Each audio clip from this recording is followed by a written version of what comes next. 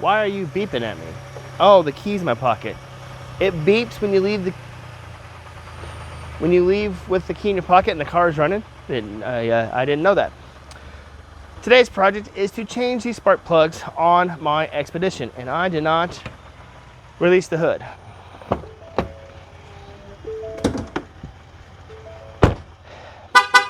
Really. And per force procedure to do this, you're supposed to have the engine be warm to the hand touch, not hot and not cold. So let's get to it, shall we?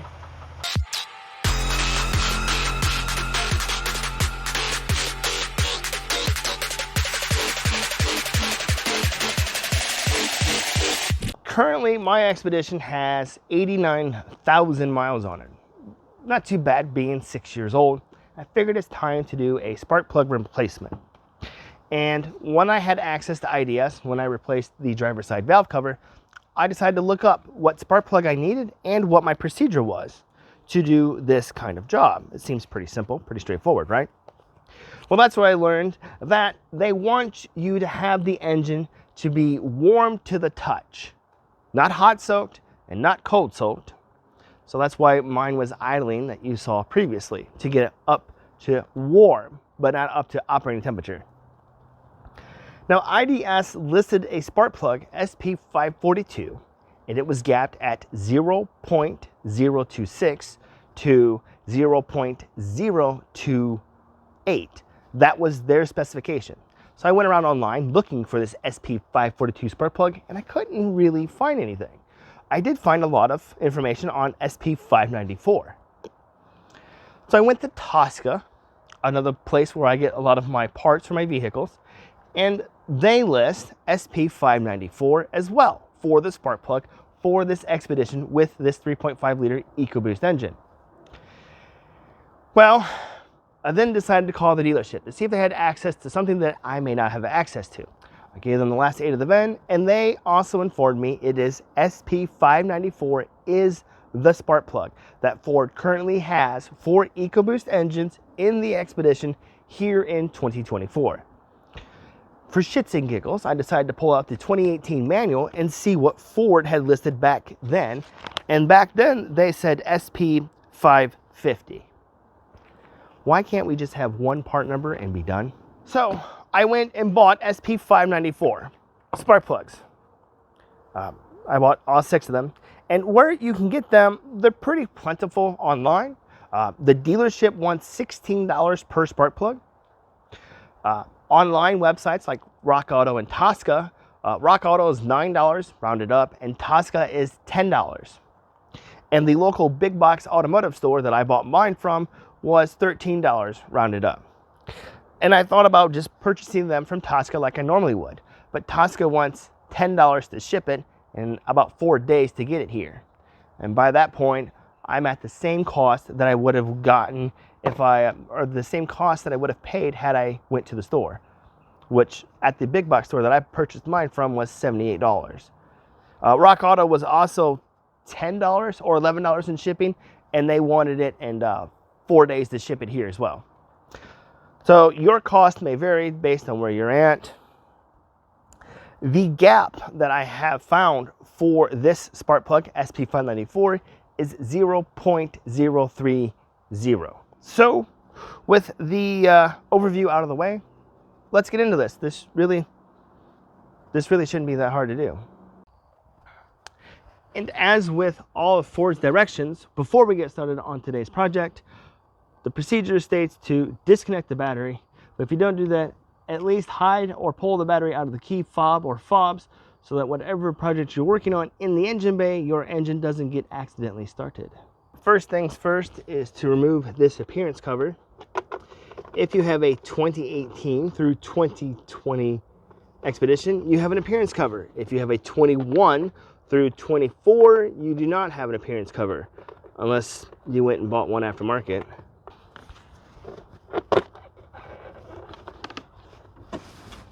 Working on the passenger side first, here's our coil packs. I believe that's an 8. Hey, I'm gonna want an extension. And again, like with the valve cover, we're reaching over the front of your Expedition here. So I'm gonna crack these loose. You're only gonna probably see the first two right here, and the one in the back you may not be able to see because of the wiring harness, wiring configuration right here is gonna be in your way. I'm just breaking these all loose. That back one wasn't very tight.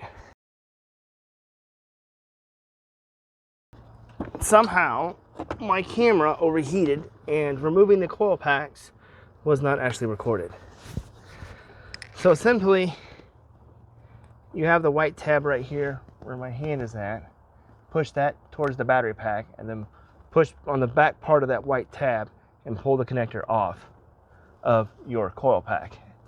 When you're removing the coil pack, reach down around where my thumb's at, give it a few twists to break the bond, and then gingerly pull up as well.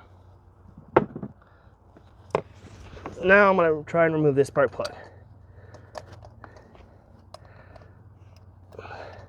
I'm going to need a bigger extension.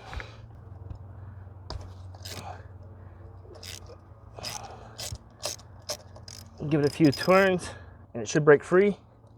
I would do one spark plug at a time so that you don't have entry points into your engine.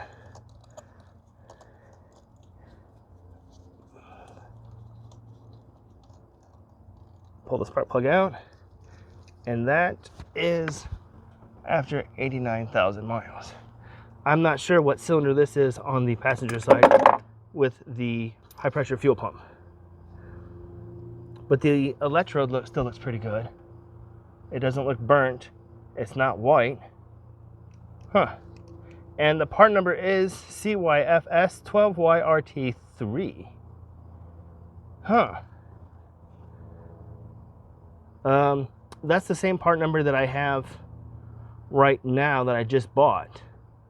And this has a red tip.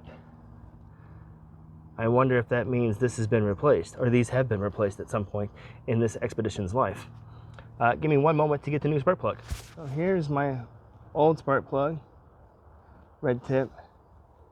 Here's the new spark plug, red tip.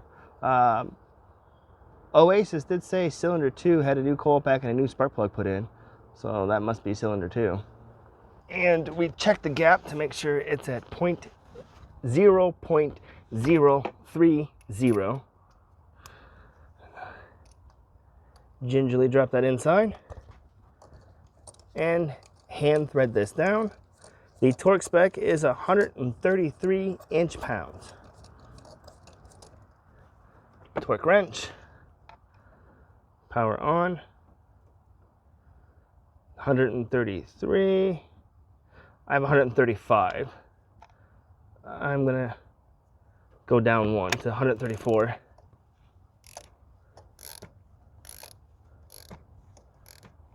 Ooh. There we go. Rinse and repeat for the next one. Put the coil boot back on.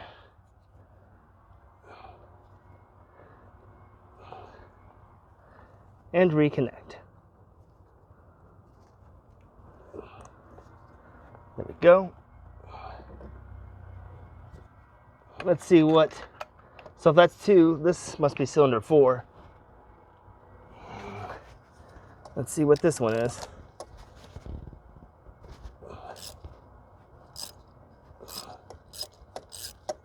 Ooh, that fuel pump is hot.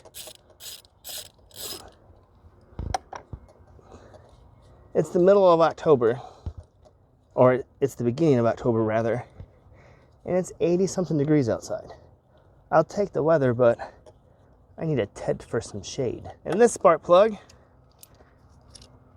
is also CYFS RT3. Were all of these changed, I wonder then? That's interesting. So this would be cylinder 4. I'm gonna write cylinder 4 on this so I don't forget which cylinder it came from. And then again, put this back in. Now I don't use anti-seize on my spark plugs. If you look at my Flex video replacing spark plugs on its EcoBoost, I didn't use any anti-seize on it. Torque wrench. Well, come on, turn on. There we go. Put the boot back on, snap it back into place. Finally, the last spark plug. All the way in the back, which you may not be able to see. I have a hood latch and a degrass bottle cap all the way up in my diaphragm here. Ooh, this one's tight. Really tight. And this spark plug is, well, that one's got some goo on it. I wonder if somebody's been in here before. This one is gonna be hot. It's burning my hand. Cylinder, ooh, shnikes. This should be cylinder 6 then. Assuming this is 2, 4, 6, and this is 1, 3, and 5. And we get our last spark plug out. I also believe, Motorcraft Spark plugs, top line says gap is not adjustable. And I mean, gingerly, I also recommend having a universal spark plug socket, because of the way you're gonna be leaning around your engine, you won't be able to get in there straight vertically. So having some flexibility will make it easy removing and installing spark plugs. Plus, you'll have that extension rod give you some wiggle room in that spark plug well, reducing your chances of cross-threading your spark plug. Listen, listen, listen. Oh, I think I picked the wrong time of day to do this job.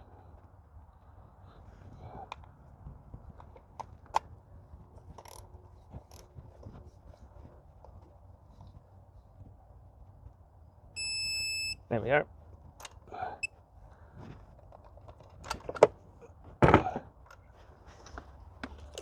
Okay, put our coil pack back in. Listen, listen. Well, come on. I gotta fish around everything to get back in there. Make sure it's down in there all the way. And reconnect the connector. Oh, okay, there we go. Now these bolts have a 2-stage torque. It's 63 inch-pounds for the first one, and then it's plus 50 degrees. Why? I cannot tell you it's plus 50 degrees. I am not the engineer. I just try to follow the directions. And trying to speak with the hood latch going up my diaphragm makes this job a little bit more challenging. Torque wrench. 63. Oh, whoa, whoa, whoa. Do we go down that low? Oh, yeah, we have to, because I just used this to do the valve covering. Okay.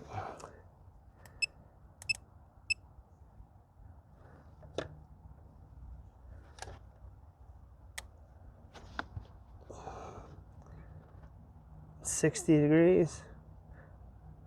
50 degrees, not 60 degrees, it's 50. All right, now I reset it. That's close. That's 46 degrees. There we go. All right. Make sure my wiring is reattached. Clips are pushed back in. Move on to the driver's side now. Oh!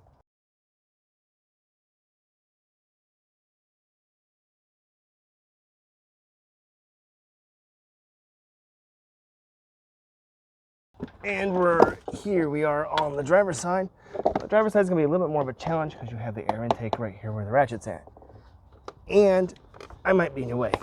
Plus there's this PVC valve that we're going to probably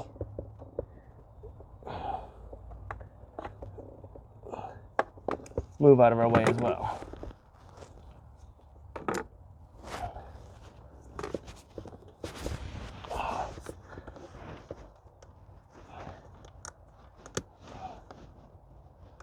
There we go. So move this PVC valve. Oh. Ha ha ha ha. So the other day, I was looking for my light. I didn't know where I had it or where I last left it. And I found it right here. This makes the second time I've left a tool inside my Expedition and couldn't figure out where it was at. Now, since I filmed the video of replacing this driver's side valve cover, this light's been in here, connected to my brake booster. That was like 500 miles ago. Wow, Berlin. Wow. The PVC valve, or this hose right here, is removed. That makes it easier to get to this coil pack here. And I think everything else should be easily accessible. So we're going to remove the bolts. Okay, well, it should be easily accessible, but we need some wiggle room right here. Can this come out? Yeah, okay. So there's an EGR valve right here where my hand is at.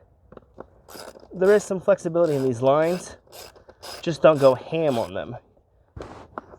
And all the way in the back here, I can't find the hole. There we go. There we go. Now, I'm the one that put these on. Those were on there pretty good. And then we're going to need that. And a screwdriver or prying device to push these white tabs down towards the wheel well.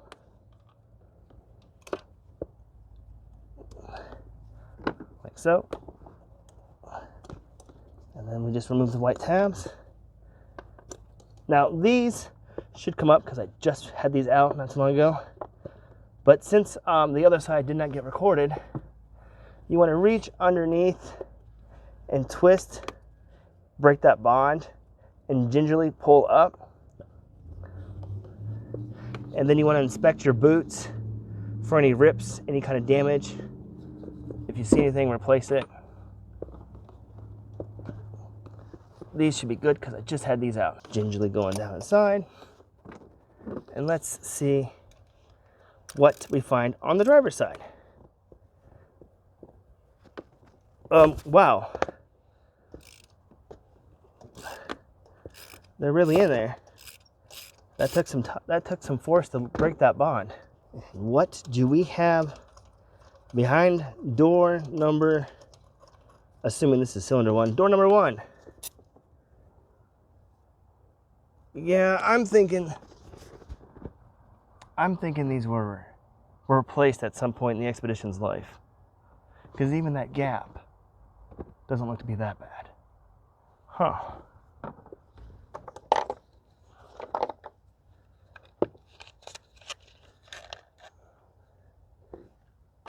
Yep.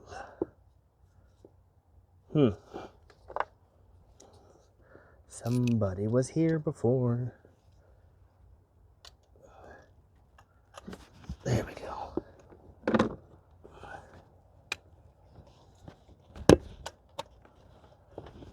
Oh. Well, that was pretty good. Move on to the next one. Now this one might give you some trouble because of this hose that's right here in the way.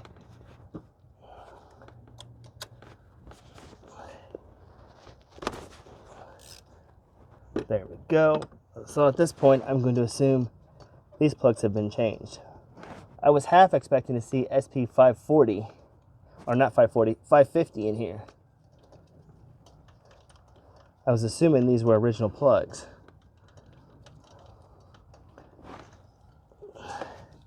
Hot plug, hot plug, hot plug, hot, hot, hot. Oh.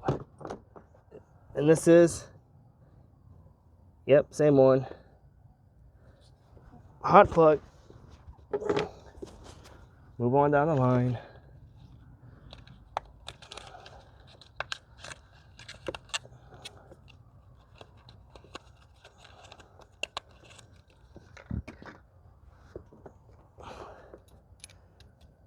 There we go. Gingerly put the new spark plug in. And then we lose our mind.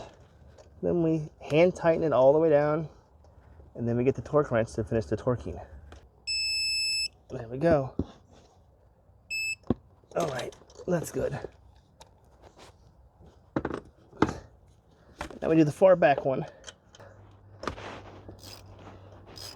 Pull the spark plug out. Hot, hot, hot, hot.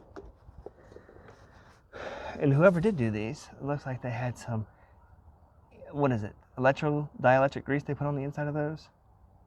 And the plug itself, doesn't look too bad. All right. On the way we go to the last one.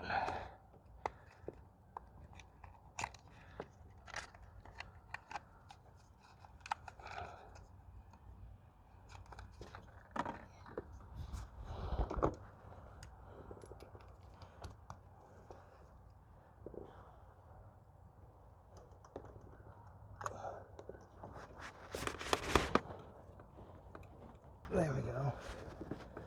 Torque wrench. Come on, Eco-Bell can find the hole. There we go. Push it in. There you go. Oh, I don't know how much of this you're going to see because I am practically leaning all over my engine bay in here. Oh, pull out, pull out, pull it out. Oh, you could get some dielectric grease with a Q-tip and go on the inside of your rubber boots right here. Some would say that's to help the boot not get stuck in the well. Put it in the hole right, Eco-Belkin. There we go. There we go. Take the little stud. Find the hole again. What am I missing? Oh, there we are. Hand thread it in there. Just guide it in. Just guide it in. All right. Oh, need one more of these little guys. There we go. And the other one. There we go. Then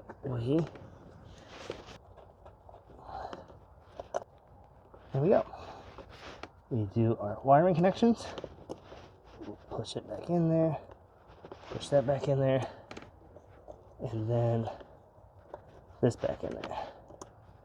There we go. Now I think it's 62, but I was using 63. Just for the variance of calibration of my torque wrench.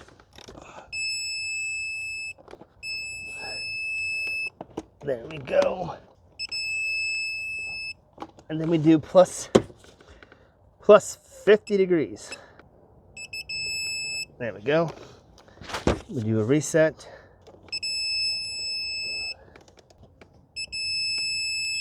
That's it. Driver's side's done. That's all there is to it, folks. Changing the spark plugs out on an Expedition with the hood latch impelling your abdomen as you're doing it. Oh, and one last thing. Do not forget to reconnect your PVC system and then reconnect the electrical connector. And then again, double check all your connectors. And that's it. So looking at these spark plugs then, they look like they have normal wear and tear. There's still plenty of electrode left on them. They don't have any white rings around them. Nothing burnt, nothing corroded. Looks like normal wear and tear.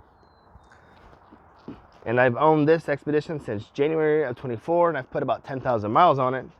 So maybe I didn't need to change spark plugs. But I did it anyway. So now I know that the spark plugs were changed and the mileage interval that they were changed. So for my maintenance records, I know it's been done. The procedure that I used to do this project should be similar, if not the same, for the Expedition's cousin, the Navigator.